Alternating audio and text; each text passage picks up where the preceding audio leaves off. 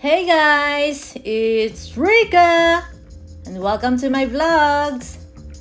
I just want to share with you guys my fitness journey.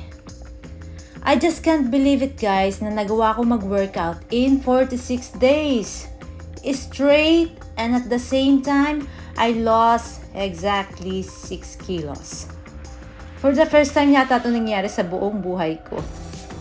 Sabi nga nila, it's never too late to start a new goal. Isa sa mga motivations ko kung bakit ko ito ginagawa ay number 1, gusto ko maging so fit and so healthy. Ayoko maging sakiting tao.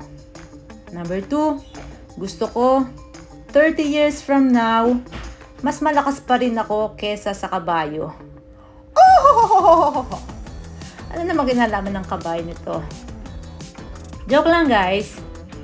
Gusto ko lang na kapag tumanda ako ay hindi ako alagain ng aking anak.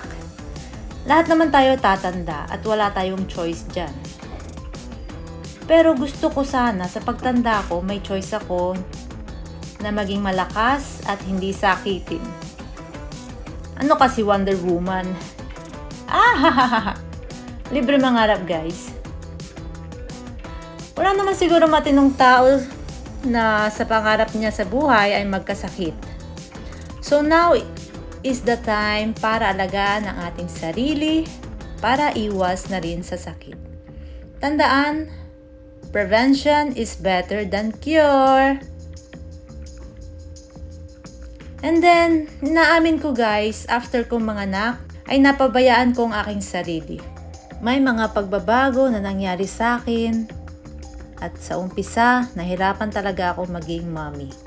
May mga nights talaga na wala akong tulog sa pag-aalaga ng new baby born. To cut the long story, napabayaan ko ang aking kalusugan. So nasanay din ako na minsan lang mag-exercise dahil noong nagbubuntis ako, bawal daw ako mag-workout dahil maselan ako magbuntis. So I adapt myself na lang na maglakad ng maglakad. Then guys, I realized na kapag nasanay ka sa ginagawa mo, ay masasanay din ang katawan mo at sarili mo sa ganong loop or situation ng buhay.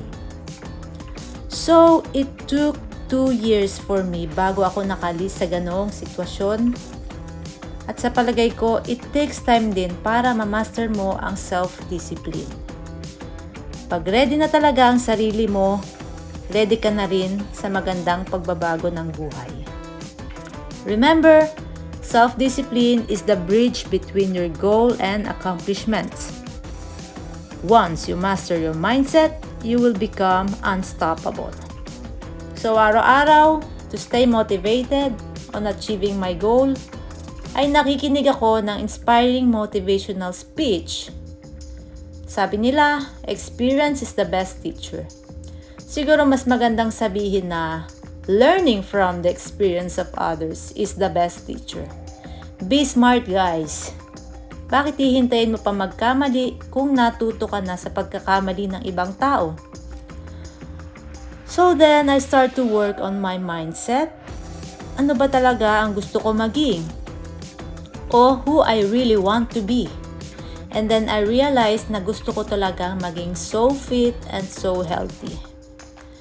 So, I set a goal that in 100 days, dapat na-achieve ko na ang physical body na gusto ko.